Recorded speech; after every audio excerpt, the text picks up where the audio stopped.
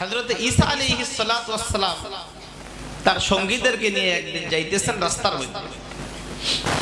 তো যাইতে যাইতে পথিমধ্যে পয়গম্বর ঈসা আলাইহিস সালাতু ওয়াস সালাম একটা মরা মানুষের মাথা পাইলেন। কি পাইলেন? একটা মরা মানুষের মাথা পতিত অবস্থায় পাইলেন। আল্লাহর পয়গম্বর হযরত ঈসা আলাইহিস সালাতু ওয়াস সালামের হাতের মধ্যে একটা লাঠি ছিল। ঈসা আলাইহিস সালাতু ওয়াস সালাম মাথার ভিতরে যে কান আছে কানের মধ্যে দিয়ে লাঠিটা ঢুকায় দিলেন। লাঠিটা এই সাইড দিয়ে ঢুকায় দিলেন, ওই সাইড দিয়ে বের হয়ে গেল। হযরত ঈসা পয়গম্বর আলাইহিস সালাতু ওয়াস সালামের উম্মতরা ডেকে বলতেছে, হুজুর আপনি এটা কি করলেন? আল্লাহর পয়গম্বর হযরত ঈসা আলাইহিস সালাতু ওয়াস সালাম বলতেছে, আমার উম্মতরা তোমরা আর সামনে অগ্রসর হও। আরো একটু সামনে অগ্রসর হইলেন। হওয়ার পরে দেখতেছেন যে আবার একটা এরকম মানুষের মাথা পাইলেন। হযরত ঈসা পয়গম্বর আবার মানুষের মাথার মধ্যে লাঠি ঢোকানোর চেষ্টা করতেছেন, কিন্তু লাঠি ঢুকতেছে না, কান একেবারে বন্ধ হয়ে গেছে। ঈসা পয়গম্বরের উম্মতরা ডেকে বলতেছে, হুজুর এটা কি করতেছেন আপনি? আল্লাহর পয়গম্বর ঈসা আলাইহিস সালাতু ওয়াস সালাম বললেন, আমার উম্মতরা তোমরা আরো সামনে অগ্রসর হও। সামনে যাওয়ার পর আবার একটা মাথা পাওয়া গেল। মাথার মধ্যে যখন লাঠি ঢোকানোর চেষ্টা করতেছে, লাঠিটা গিছে মাগার অর্ধেক দেয় আর সামনের দিকে অগ্রসর হয় না। কয়টা মাথার কথা বললাম? হযরত ঈসা পয়গম্বর আলাইহিস সালাতু ওয়াস সালাম তিনটা মাথা যখন এভাবে অতিবাহিত করলেন, এবার পয়গম্বর তার উম্মতদেরকে ডেকে বলতেছে, ওগো আমার উম্মতেরা, সমাজের বুকে অনেক মানুষ তোমরা দেখবা বিভিন্ন সময় কোরআন হাদিসের আলোচনার মাহফিলে বসবে, দ্বীনি মজলিসের মধ্যে বসবে, কিন্তু তারা আলোচনা শুনবে কিন্তু ইখলাসের সাথে শুনবে না, মনে রাখবে না। কি করবে না বলেন? মনে রাখবে না।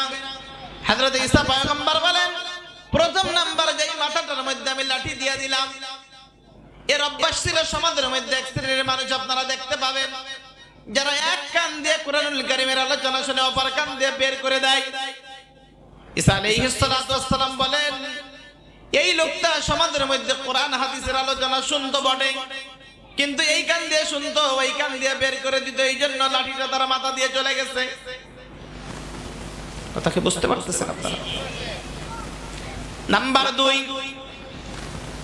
দ্বিতীয় নাম্বার, যেই মাথার ভিতরে লাঠিটা ঢুকানোর চেষ্টা করতেছেন কিন্তু ঢুকতেছে না, এক শ্রেণীর মানুষ।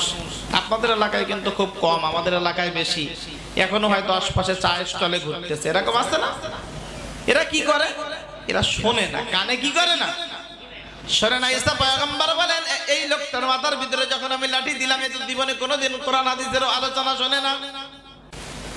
হযরত ঈসা পয়গম্বর বলেন, যখন আলোচনার মজলিসের মধ্যে আলোচনা হতো, চার দোকানে বসে বসে আড্ডা দিত, পানের দোকানে বসে বসে পান খাইতো আর চিন্তা করতো, আজ তো আমি শুনতেছি। অবশ্য তার কানের ভিতরে কি হতো না, যাইতো। নাম্বার 3, আল্লাহর পয়গম্বর বলেন, 3 নাম্বারে যেই মাথাটার ভিতরে আমি লাঠি দিলাম, ও আমার উম্মতেরা, ওই মাথাওয়ালা কোরআন এবং হাদিসের আলোচনাগুলো শুনতো এবং মস্তিষ্কের ভিতরে রেখে দিত। কোথায় রেখে দিত? মস্তিষ্ক, মাথার ভিতরে রেখে দিত। কাজেই বন্ধুরা, আমার আলোচনার শুরুতেই বলবো, হতে পারে আমার জিন্দেগির এটা শেষ মাহফিল।